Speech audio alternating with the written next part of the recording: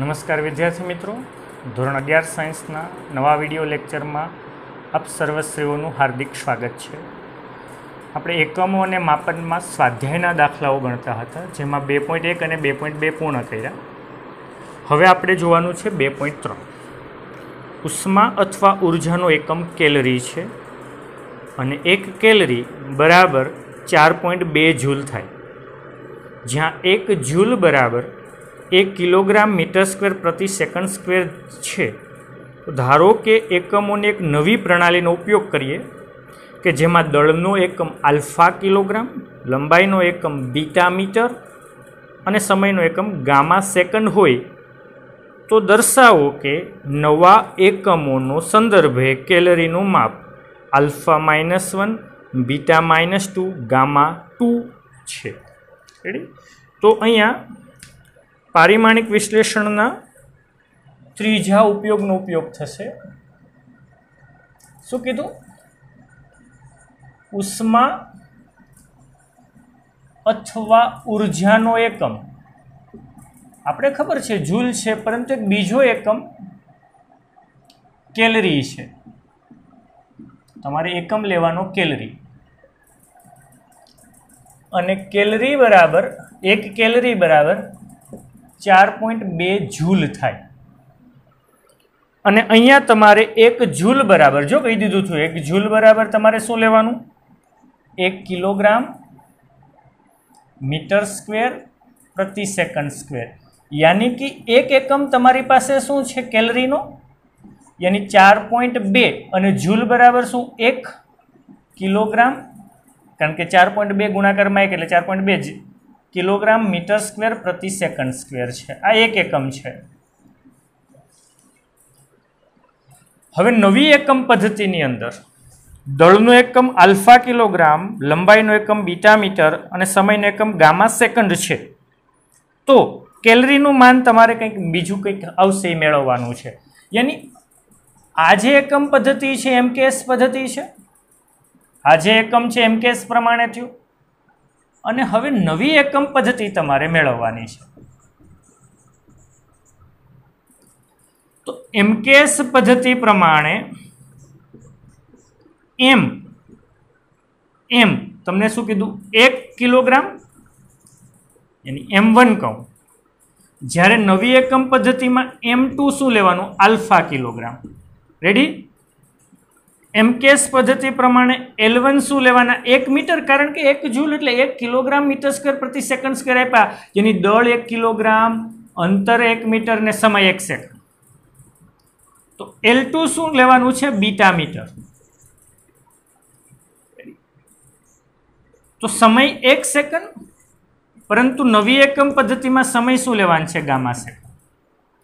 तो एमकेएस पद्धति नी अंदर N1 छे ए 4.2 छे, तो अहींया तमारे N2 मेळववानो छे। रेडी?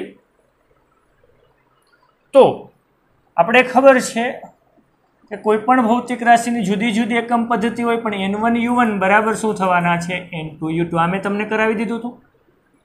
यानी N1 U1 નું पारिमाणिक सूत्र बराबर N2 U2 નું N1 तो मूल्य है ने कोई पारिमाणिक सूत्र न हो એટલે U1 નું पारिमाणिक सूत्र बराबर N2 શું થશે U2 નું पारिमाणिक सूत्र।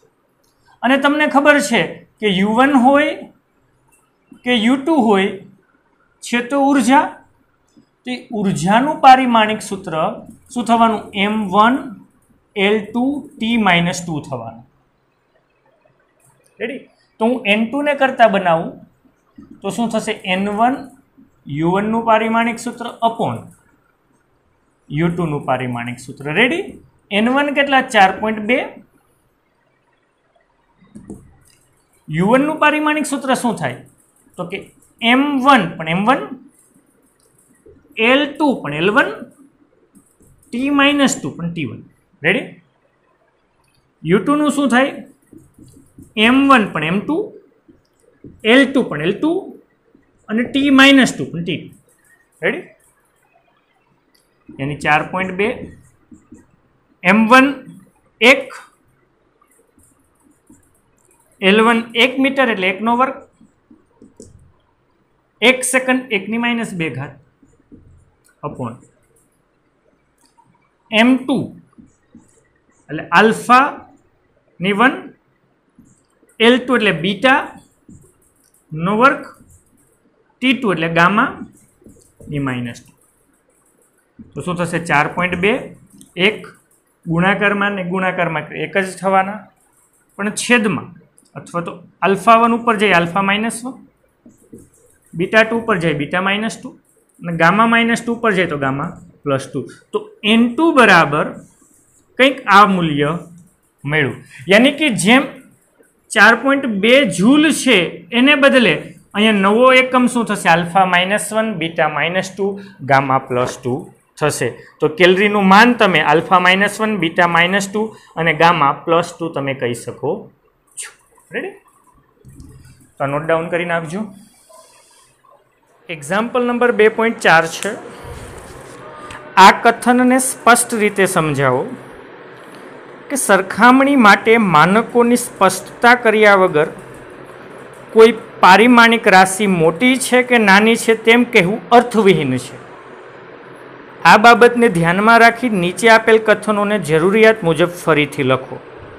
યાની હું કહું હું મોટો છું, પરંતુ કોનાથી એનું સરખામણી જ ન થાય તો અર્થહીન છે, એનો કોઈ મતલબ નથી. દાખલા તરીકે હું મોટો છું પણ મારે બેબીથી મોટો છું, મારા પપ્પા કરતાં તો નાનો છું ને. યાની તમારે કોઈ કોણ મોટું છે કોણ નાનું છે એ સરખામણીથી ખબર પડે. એની પહેલું વિધાન શું છે કે પરમાણુ ખૂબ જ નાના પદાર્થ છે. હા, પરમાણુ છે એ અણુ કરતાં નાના છે. રેડી? પરમાણુ છે કોઈક અણુ કરતાં નાના છે, પણ ન્યુક્લિયસ કરતાં તો મોટા છે ને. તો એવું કીધું હોય કે પરમાણુઓ છે એ અણુ કરતાં ખૂબ જ નાના છે તો સાચું થાય. પણ સીધું કહી દે પરમાણુ ખૂબ જ નાના છે તો એ શક્ય નથી. બીજું, જેટ પ્લેન ખૂબ જ ઝડપથી ઉડે છે કે ચાલે છે, હકીકતમાં ત્યાં ઉડે છે આ, પણ કોનાથી? હા, ટ્રેનથી ઝડપ વધારે હોય પણ રોકેટથી ઓછી હોઈ શકે ને. રેડી? તો જ્યુપિટરનું દળ ઘણું મોટું છે, પરંતુ કોનાથી? પૃથ્વીથી હાલો મોટું છે જ્યુપિટર, પણ સૂર્ય કરતાં તો નાનું હોય ને. એની ત્યાં કમ્પેરિઝન, જો આ જસ્ટ થિયોરિટિકલ બેઝ છે, આ કોઈ લખવાની જરૂર નથી તમારે. આ રૂમમાં રહેલ હવાના અણુઓની સંખ્યા ખૂબ જ વધારે છે. આ રૂમની અંદર હવાના અણુઓની સંખ્યા ખૂબ જ વધારે છે. હા, એમ કહી શકું કે એક મોલમાં જે અણુ હોય એના કરતાં વધારે હોય, પણ એમ કે આખા ગામમાં જેટલા હવાના અણુઓ છે એના કરતાં તો ઓછી થાય ને. ઈ શું કીધું? ઇલેક્ટ્રોન કરતાં પ્રોટોન વધુ દળદાર છે. હા, એ સાચું વિધાન છે. જો ત્યાં ઇલેક્ટ્રોન અને પ્રોટોનની કમ્પેરિઝન કરી એટલે ઈ સાચું છે. પછી પ્રકાશની ઝડપ કરતાં ધ્વનિની ઝડપ ખૂબ જ ઓછી છે. આ એ સાચું છે, કારણ કે ધ્વનિની ઝડપ 340 મીટર પ્રતિ સેકન્ડ હોય, જ્યારે પ્રકાશની 3 ગુણા 10⁸ મીટર પ્રતિ સેકન્ડ. એની પ્રકાશ કરતાં ધ્વનિની ઝડપ ખૂબ જ ઓછી છે. તો એ સાચું વિધાન છે, કારણ કે બંનેની કમ્પેરિઝન છે. બાકી કોઈ પણ નાનું કોણ મોટું એ કમ્પેરિઝન એ સરખામણી વગર કહેવું શક્ય નથી. 2.5 જો, લંબાઈનો નવો એકમ એવી રીતે પસંદ કરવામાં આવે છે કે શૂન્યાવકાશમાં પ્રકાશની ઝડપ 1 એકમ થાય. લંબાઈનો નવો એકમ એવી રીતે પસંદ કરવામાં આવે કે શૂન્યાવકાશમાં પ્રકાશની ઝડપ 1 એકમ થાય. જો પ્રકાશને સૂર્ય અને પૃથ્વી વચ્ચેનું અંતર કાપતા 8 મિનિટ અને 20 સેકન્ડ લાગતા હોય તો લંબાઈના નવા એકમ સંદર્ભે સૂર્ય અને પૃથ્વી વચ્ચેનું અંતર કેટલું થશે તે તમારે મેળવવાનું છે. તો કીધું શું? શૂન્યાવકાશમાં પ્રકાશની ઝડપ એટલે c. તો c બરાબર શું લેવાનું? 1 એકમ. અને પ્રકાશને સૂર્ય થી પૃથ્વી સુધી પહોંચવા માટે કેટલો સમય લાગે? 8 મિનિટ અને 20 સેકન્ડ. એટલે 848, 480 વત્તા 20 એટલે 500 સેકન્ડ લાગે. તો નવા એકમના સંદર્ભમાં સૂર્ય અને પૃથ્વી વચ્ચેનું અંતર કેટલું થાય? નવા એકમના સંદર્ભમાં ધારો કે d છે, તો तो वेग एटले शुं थाय? अंतरना छेदमां समय, पण प्रकाश छे एटले प्रकाशनी झड़प एटले कापेલું अंतर छेदमां लागतो समय। यानी सी नो एकम बराबर शुं थाय? डी नो एकम छेदमां शुं थाय? टी नो एकम। तो डी नो एकम बराबर शुं थाय? सी नो एकम गुणाकार में टी। तो सी नो एकम केटलो छे? 1 અને टी 500 सेकंड। तो डी नो एकम शुं थशे? तो कि 500 एकम इंटू सेकंड। तो एनो मतलब के सूर्य અને પૃથ્વી વચ્ચેનું અંતર નવા એકમના સંદર્ભમાં, તો નવા એકમના સંદર્ભમાં સૂર્ય અને પૃથ્વી વચ્ચેનું અંતર કેટલું થશે? 500 એકમ ઇન્ટુ સેકન્ડ થશે। રાઈટ, નોટ ડાઉન કરી નાખજો। એક્ઝામ્પલ નંબર 2.7 જોઈએ। એક વિદ્યાર્થી 100 મોટવણી ધરાવતા માઇક્રોસ્કોપ વડે માનવ વાળ હેરની જાડાઈ માપે છે। તે 20 અવલોકન નોંધે અને નક્કી કરે છે કે માઇક્રોસ્કોપના દ્રશ્ય ક્ષેત્રમાં વાળની જાડાઈ 3.5 મિલીમીટર મળે છે। તો વાળની અંદાજિત સાચી જાડાઈનું અનુમાન કરવાનું છે। જો કે અહીંયા મોટવણીનો ઉપયોગ છે અને એ માઇક્રોસ્કોપની અંદર આપણે ધોરણ 12 સાયન્સમાં ભણશું। જસ્ટ અહીંયા કહી દઉં છું કે મોટવણી એટલે શું? तो कि प्रतिबिंबनी जाड़ाई, प्रतिबिंबनी ऊंचाई, प्रतिबिंबनी जाड़ाई ना छेदमां वस्तुनी जाड़ाई।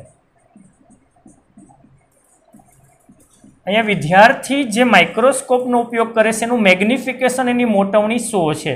एनो मतलब एवो थयो के माइक्रोस्कोपथी जेनुं अवलोकन करे छे ए 100 गणुं मोटुं देखाय। એ જે જોઈ છે ને પ્રતિબિંબ જોઈને એને જે વાળ દેખાય માઇક્રોસ્કોપથી એ એનું પ્રતિબિંબ જોઈએ છે, વાસ્તવમાં નથી। તો એની પ્રતિબિંબની જાડાઈ એને કેટલી મળે છે? 3.5 મિલીમીટર। તો એની સાચી જાડાઈ મેળવવાની છે। તો મેં કીધું હતું એમ મોટવણીનું સૂત્ર પ્રતિબિંબની જાડાઈના છેદમાં વસ્તુની જાડાઈ અથવા પ્રતિબિંબની ઊંચાઈના છેદમાં વસ્તુની ઊંચાઈ। तो वस्तुनी ऊंचाई h ने करता बनावूं तो hi अपॉन m। hi केटला? 3.5 मिलीमीटर छेदमां मोटवणी केटला? 100 अथवा तो 10^2। तो ho बराबर 3.5 10+2 ऊपर जाए तो शुं थाय? -2 मिलीमीटर। तो आ वाळनी साची जाडाई मळशे। हवे एना जेवुं ज 2.9 छे कि एक मकाननो फोटोग्राफ 35 मिलीमीटर स्लाइड पर 1.75 सेंटीमीटर क्षेत्रफल ने आवरी ले छे। यानी जे फोटो आवे छे एक मकाननो फोटो एक स्लाइड पर आवे,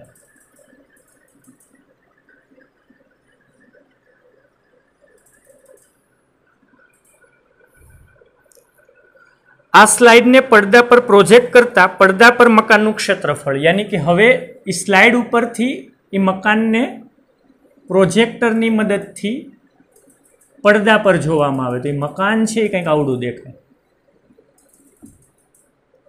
તો આ શું છે? વાસ્તવિક છે, પરંતુ અહીંયા ક્ષેત્રફળ લેવાનું થશે। પડદા પર મકાનનું ક્ષેત્રફળ 1.55 મીટર સ્ક્વેર મળે છે। તો પ્રોજેક્ટર અને પડદાની ગોઠવણીની રેખીય મોટવણી કેટલી થાય? यानी कि અહીંયા પ્રોજેક્ટર મૂકેલું હશે એટલે વસ્તુ કરતાં પ્રતિબિંબ મોટું મળે। તો અહીંયા વસ્તુ છે तो वस्तुનું ક્ષેત્રફળ કેટલું? જેને AO કહો તો કે 1.75 સેન્ટીમીટર સ્ક્વેર। મીટર સ્ક્વેરમાં ફેરવું 1 સેન્ટીમીટર 10⁻2 નો વર્ગ એટલે 10⁻4 ઘાત મીટર સ્ક્વેર। અહીંયા જે મળશે તો પ્રતિબિંબ મળે, તો પ્રતિબિંબનું ક્ષેત્રફળ કેટલું? જેને AI કહો। तो जो कीधु छू 1.55 मीटर स्क्वेर। तो अहींया ક્ષેત્રફળ આપેલ છે માટે જે મોટવણી મળશે ને ક્ષેત્રીય મોટવણી કહેવાય. આના જેવું જ હોય પ્રતિબિંબની છેદમાં વસ્તુની, પરંતુ અહીંયા જાડાઈ હતી, અહીંયા ક્ષેત્રફળ, તો કે પ્રતિબિંબનું ક્ષેત્રફળ છેદમાં વસ્તુનું ક્ષેત્રફળ. તો ક્ષેત્રીય મોટવણી એટલે એમ એ કહું એને, તો પ્રતિબિંબનું ક્ષેત્રફળ એટલે એઆઈ, વસ્તુનું ક્ષેત્રફળ એટલે એઓ. તો પ્રતિબિંબનું ક્ષેત્રફળ 1.55 અપોન 1.75 ગુણ્યા 10⁻⁴. તો સાદુરૂપ આપું 1.55 ભાગ્યા 1.75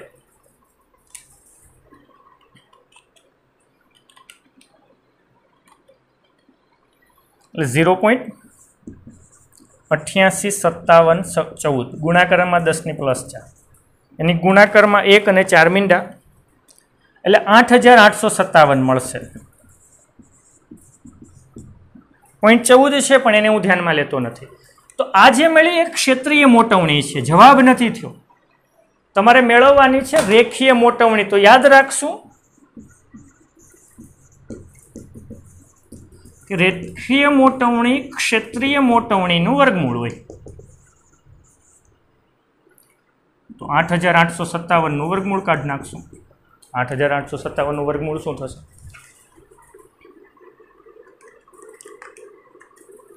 94.11 અને મોટવણીને કોઈ એકમ નથી હોતો તો 94.11 રેખીય મોટવણી મળશે. જો કોઈને એવો ડાઉટ હોય કે આ મોટવણી શું છે ને, તો બહુ કન્ફ્યુઝ નહીં કરતા. આ કિરણ પ્રકાશ શાસ્ત્ર ચેપ્ટરની અંદર મોટવણી ભણાવીશ. અહીંયા તો જસ્ટ કીધું છે એટલે મેં તમને સમજાવી દીધું છે કે જ્યારે મોટવણી હોય તો પ્રતિબિંબની ઊંચાઈના છેદમાં વસ્તુની ઊંચાઈ કે પ્રતિબિંબની જાડાઈના છેદમાં વસ્તુની જાડાઈ થાય. અથવા જો કોઈનું ક્ષેત્રફળ હોય તો ક્ષેત્રીય મોટવણી મળે પ્રતિબિંબનું ક્ષેત્રફળના છેદમાં વસ્તુનું ક્ષેત્રફળ. પરંતુ રેખીય મોટવણી હંમેશા ક્ષેત્રીય મોટવણીનું વર્ગમૂળ. તો આ નોટ ડાઉન કરી નાખજો. એક્ઝામ્પલ નંબર 2.10 જોઈએ કે નીચે આપેલ સંખ્યાઓમાં સાર્થક અંક નક્કી કરો. એમાંનું પેલું એ છે 0.007 મીટર સ્ક્વેર. તેમાં સાર્થક અંક કેટલા? કારણ કે આ બેને તો નહીં ગણવાના. નિયમ યાદ કરજો, સાર્થક અંક કોને ગણવા કોને નહીં. તો એક જ સાર્થક અંકની કોણ 7. બીજું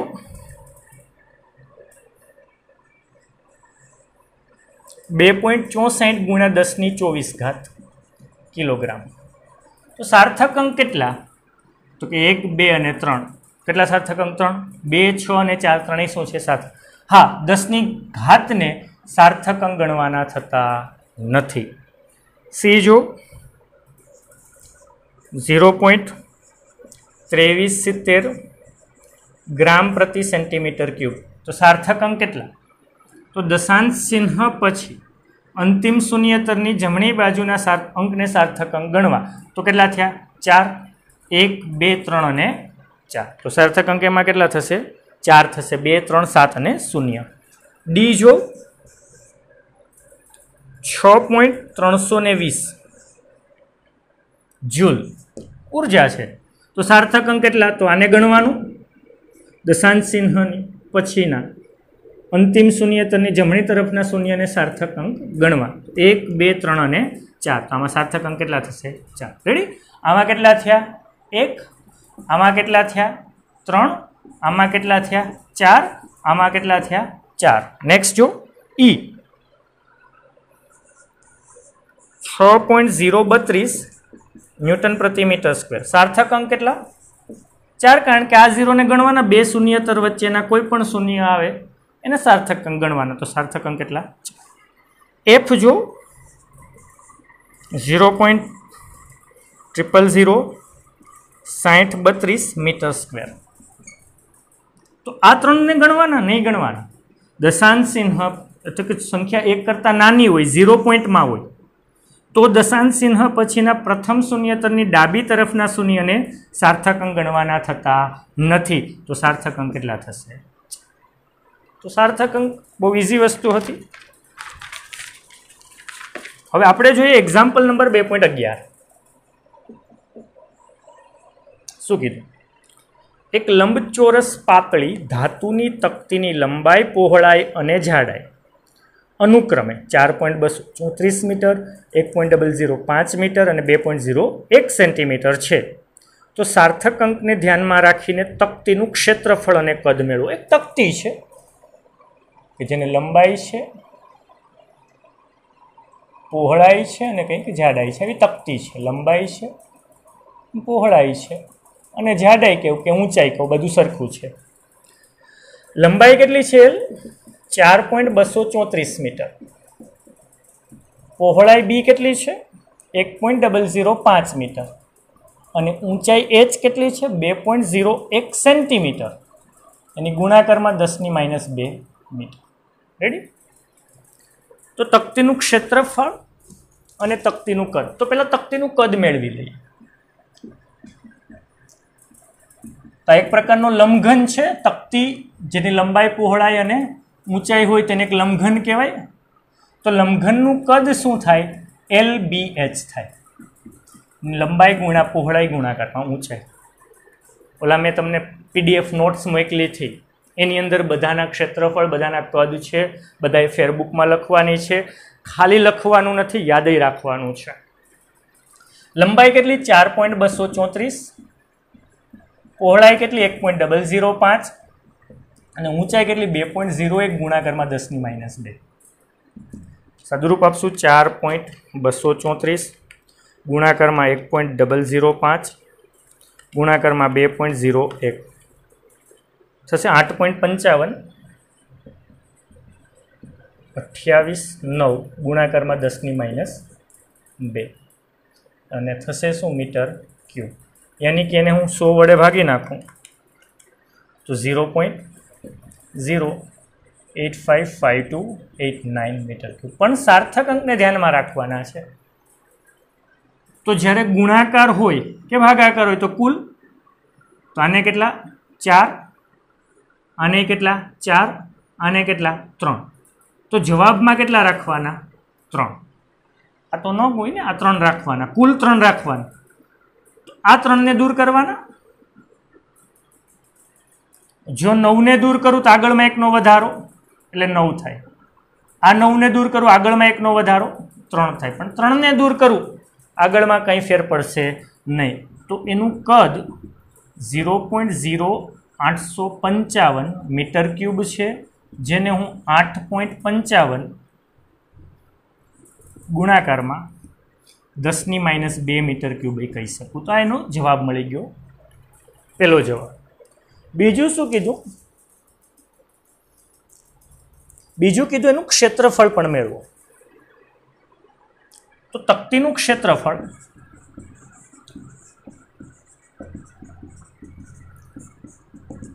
તો લંબઘનનું ક્ષેત્રફળ યાદ રહી ગયું. હવે 2 લંબાઈ ગુણાકારમાં પહોળાઈ, પહોળાઈ ગુણાકારમાં ઊંચાઈ, લંબાઈ ગુણાકારમાં ઊંચાઈ. રેડી? હવે ધ્યાન રાખજો અહીંયા. તો 2 લંબાઈ 4.234 ગુણાકારમાં પહોળાઈ 1.005 વત્તા પહોળાઈ 1.005 ઊંચાઈ 2.01 ગુણાકારમાં 10⁻2 વત્તા લંબાઈ 4.234 અને ઊંચાઈ 2.01 ગુણાકારમાં 10⁻2. હવે સાદુરૂપ આપશું. 2 તો એમને 4.234 ગુણાકારમાં 1.005. જવાબ શું આવ્યો જોજો? 4.255 પણ અહીંયા ગુણાકાર કર્યા તો સાર્થક અંકને ધ્યાનમાં લેવાના. અહીંયા કેટલા? 4. અહીંયા કેટલા? 4. લઘુત્તમ કેટલા? 4. તો આ 4 ને રાખવાના. 7 ને દૂર કરો આગળમાં 1 નો વધારો 2. 2 ને દૂર કરો આગળમાં કંઈ ફેર પડશે નહીં. તો આનો જવાબ 4.255. રેડી? વત્તા 1.005 ગુણાકારમાં 2.01 ભાગ્યા 10⁻2 એટલે ભાગ્યા 100. તો શું આવ્યું? 0.0202005 આવ્યા. પણ ગુણાકાર છે તો આને કેટલા? 4. આને કેટલા? 3. આને કોઈ સાર્થક અંક નો. તો લઘુત્તમ કેટલા લેવાના? 3. તો આ 3 થયા. 5 ને દૂર કરો, આગળમાં 1 નો વધારો, 1 ને દૂર કરો, આગળમાં કંઈ ફેર નહીં પડે, 0 ને દૂર કરો, આગળમાં કંઈ નહીં ફેર પડે. તો 0.0202. જોજો હજી ઘણાને સાદું રૂપમાં પ્રોબ્લેમ આવે છે, તો એ ખાસ ધ્યાન રાખશું. વત્તા 4.234 ગુણાકારમાં 2.01, ગુણાકારમાં 10 - 2 એટલે ભાગ્યા કેટલા થયા? 100. તો શું થયું? 0.0851034. પણ આને કેટલા?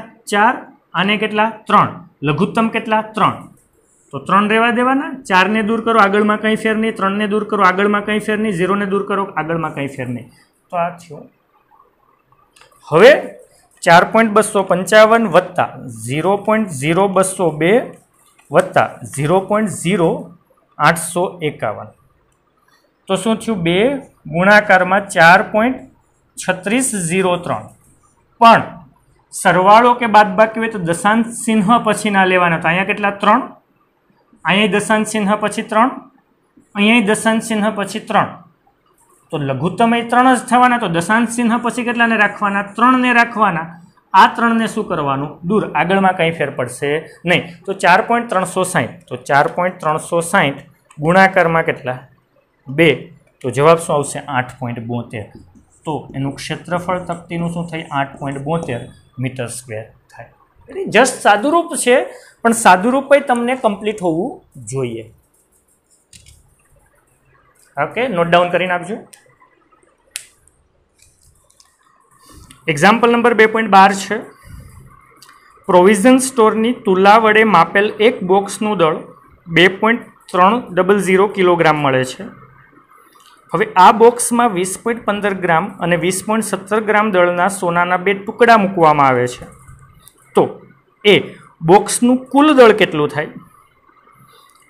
અને બી યોગ્ય સાર્થક અંક સુધી બંને ટુકડાના દળનો તફાવત મેળવવાનો છે. એની પ્રોવિઝન સ્ટોર ની અંદર જે તુલા, જેને સાદા તુલાઈ કહેવાય, આપણે જે કંઈ પણ લેવા જઈએ, બટેટા કે કોઈ પણ ખાંડ કે કંઈ, એ જે જોખે છે એ સાદી તુલા છે. તો એ સાદા તુલા વડે એક બોક્સ છે, એ બોક્સનું કુલ દળ,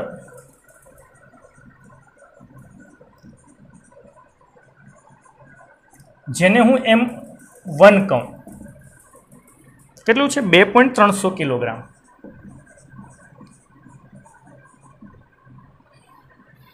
હવે આ બોક્સમાં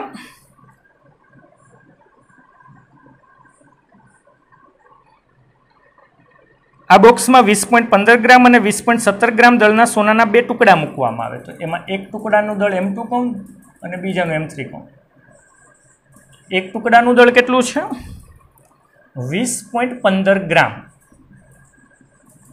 તો કિલોગ્રામમાં ફેરવવું હોય તો 1000 વડે ભાગી નાખવાનું. ગ્રામમાંથી કિલોગ્રામમાં ફેરવવા 1000 વડે ભાગવા પડે. કિલોગ્રામમાંથી ગ્રામમાં ફેરવવા 1000 વડે ગુણવા પડે. 1000 વડે ભાગું તો 0.02015 કિલોગ્રામ. રેડી? અને M3 બીજા ટુકડાનું દળ 20.17 ગ્રામ છે. તો કિલોગ્રામમાં 0.02017 કિલોગ્રામ છે. તો પેલું એ શું કીધું? બોક્સનું કુલ દળ. તો હવે બોક્સનું કુલ દળ શું થાય?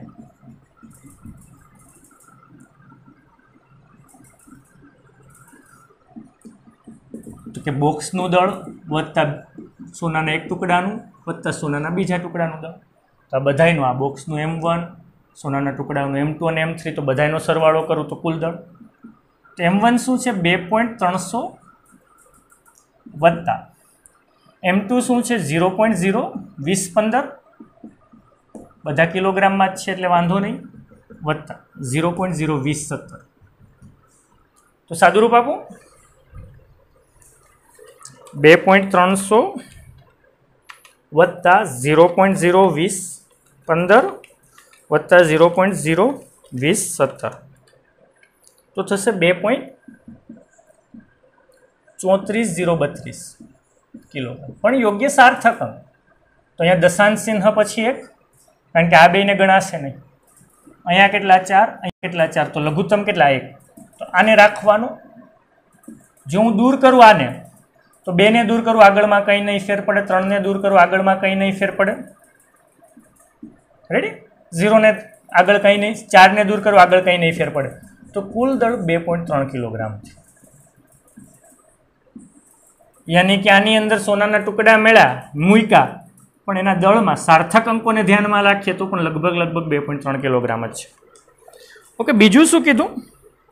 योग्य सार्थक अंकने ध्यानमां राखी बंने टुकड़ाना दळनो तफावत।